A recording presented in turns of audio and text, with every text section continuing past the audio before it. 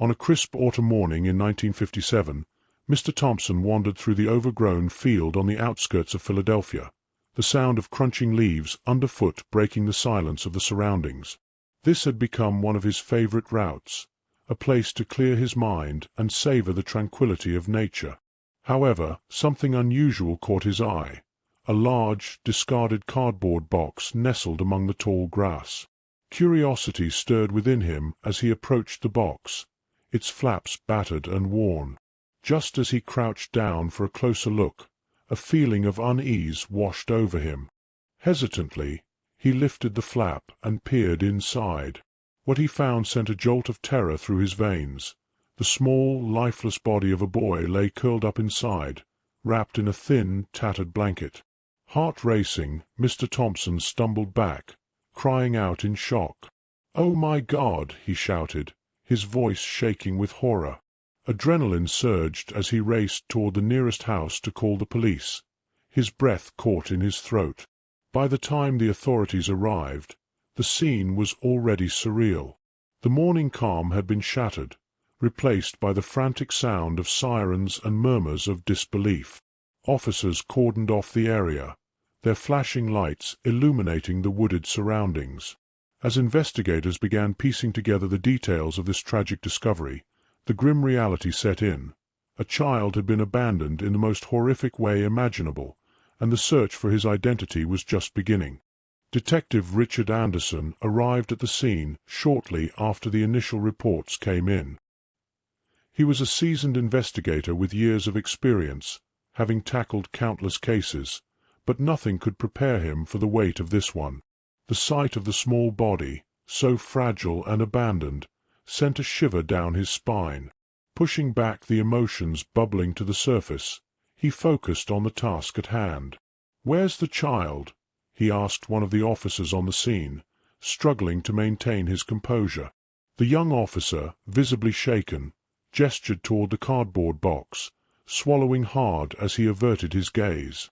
Anderson crouched beside the box, taking in the cold, lifeless figure of the boy. He noted the signs indicating the child had been there for a while. The air carried a chill, but there was an oppressive heaviness that loomed over the entire area. He began examining the surroundings methodically, hoping to find any clue that could lead to the child's identity or, even more chilling, the person responsible for this atrocity. As the day wore on, reporters started arriving in droves, hungry for a story. Anderson felt the pressure mounting. The relentless pursuit of answers by the media added scrutiny to an already deeply tragic situation. He turned to another officer, saying, "Get me everything you can on missing children in the area, and contact their parents right away." In the distance, the wails of sirens faded, leaving an unsettling silence that wrapped around him like a heavy blanket. With each passing hour, the urgency of the investigation grew as dark clouds gathered overhead, threatening rain and foreshadowing an emotional storm about to descend upon the community. Linda sat in her modest living room, her heart racing as the clock ticked away seconds that felt like hours. She glanced nervously at the front door, her mind swirling with worst-case scenarios. It had been a day since her son, little Jamie, had failed to return home after playing with friends in the neighborhood. Despite her attempts to reassure herself, a nagging feeling twisted in her gut, telling her that something was terribly wrong. The silence weighed heavily in the room, making it nearly impossible to focus on the cup of tea growing cold on the table before her. Her thoughts drifted toward Jamie's bright smile and infectious laughter, memories too precious to lose. Suddenly, her phone rang, jolting her from the depths of worry. Her heart leaped into her throat as she grabbed the handset, holding her breath before answering. "Mrs. Harrison," a calm but authoritative voice on the other end said. It was a police officer. Linda's heart sank. "Is it about Jamie?" she asked, panic creeping into her voice. "I'm afraid we have some news. We need you to come down to the station." As she processed the officer's words, the world around her began to blur. The officer's voice faded, and it felt as if the very ground beneath her was shaking. Had something happened to her precious boy? With tears streaming down her cheeks, she clutched the phone tightly, the reality of her worst fears looming closer with every heartbeat. As Linda arrived at the police station, an unsettling atmosphere enveloped her. The place buzzed with concerned officers, each absorbed in their tasks, yet their sympathetic glances toward her only deepened the anguish brewing in her chest. She was led to a small, dimly lit room where Detective Anderson awaited her, his expression somber and grave. "Mrs. Harrison, thank you for coming in," he began, his voice steady but laced with compassion. "I'm afraid we have some difficult news." Linda steeled herself, bracing for the worst, even though she knew in her heart she had already been preparing for this moment. As Anderson explained the grim discovery of the boy found in the cardboard box, the room felt suffocating. A wave of despair threatened to engulf her. Outside the police station, whispers among the townspeople stirred like a restless wind. Rumors began to circulate about the boy's identity and the potential whereabouts of missing children in the area. Speculations flew. Some feared a predator was on the loose, while others relayed stories of suspicious men spotted near the park. The excitement of fear gripped the community, drawing them into a fervor of concern and paranoia. As Linda returned home, she noticed her neighbors' faces, etched with dread. Children no longer played outside. Doors were locked tight. The small-town innocence was shaken, shifting the foundation on which their lives had been built. A heavy cloud of uncertainty loomed over Maplewood, and the search for answers had only just begun. The following days were a whirlwind of emotions for Detective Anderson as new developments began to unfold in the investigation. Reports of missing children from the surrounding area flooded in, and he quickly realized this situation was more complex than a tragic loss. Shifting from despair to determination, he felt the weight of the community's anxiety resting on his shoulders, knowing that every hour without answers intensified their fear. One afternoon, while sifting through old case files, a name jumped out at him, a boy who had vanished several years prior under suspicious circumstances. Leaning closer to the file, a glimmer of hope ignited within him.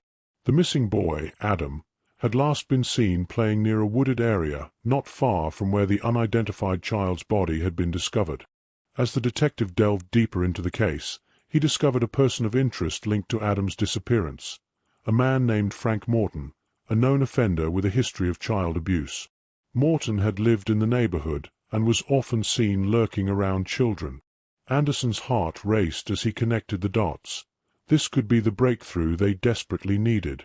Determined, he decided to speak with Adam's family, hoping they could shed light on the peculiarities surrounding Morton. Would the boy's memories align with those of the child found in the box? The conversation would undoubtedly be uncomfortable but necessary. Anderson reached out to the family and arranged a meeting. As he prepared for what lay ahead, a sense of urgency thrummed in the background.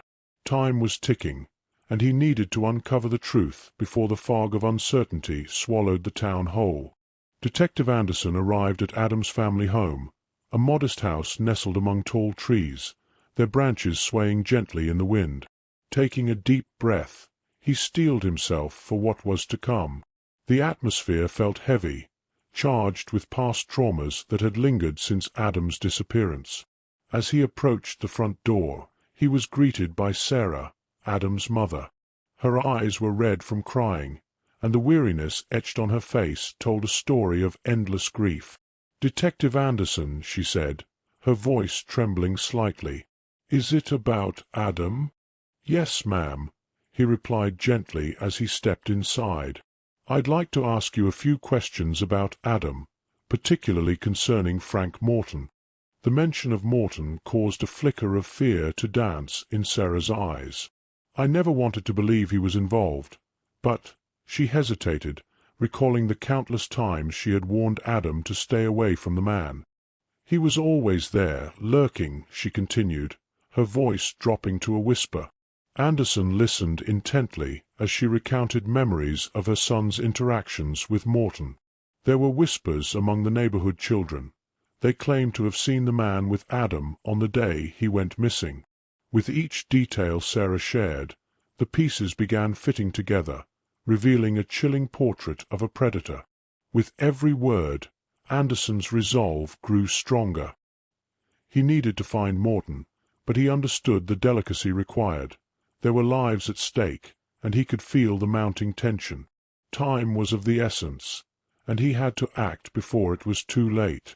The walls of Detective Anderson's office felt heavy with the weight of unresolved cases as he processed the information Sarah had shared. Frank Morton's name loomed large, a spectre of dread that seemed to cast a shadow over the investigation. Anderson knew he had to dig deeper into Morton's past to uncover the connection to Adam and the boy found in the box. As he pored over old case files, he discovered something alarming. Morton had been quietly released from a rehabilitation program shortly before Adam vanished. The realization churned in Anderson's stomach. The system had failed to protect these children. Chills raced down his spine as he pieced together the timeline, and every instinct urged him to act swiftly. Returning to the station, Anderson gathered a team to track down Morton. As he shared his findings, a sense of urgency spread among the officers like wildfire. They mobilized, pooling resources to locate Morton's last known whereabouts. Meanwhile, Linda anxiously awaited updates at home. Every phone call felt like an eternity. She watched her hopes for Jamie dissipate with each tick of the clock, feeling increasingly helpless. The community's tension hung thick in the air, whispers of fear winding through the streets as parents kept their children close. The investigation took on a life of its own as Anderson prepared for the inevitable confrontation with Morton, knowing that it could reveal dark truths. With each passing moment, the stakes grew higher. Justice was not merely a word. It was the promise of safety for every child in the community. Chapter 8. The Confrontation. Weeks passed, and the pressure to find Frank Morton mounted. Detective Anderson and his team finally tracked him to a run-down apartment complex on the outskirts of Philadelphia. The building sat isolated amidst forgotten fences and overgrown weeds, a stark reminder of the shadows lurking within its walls. As Anderson and a group of officers approached the entrance, he felt the weight of the moment pressing down on him.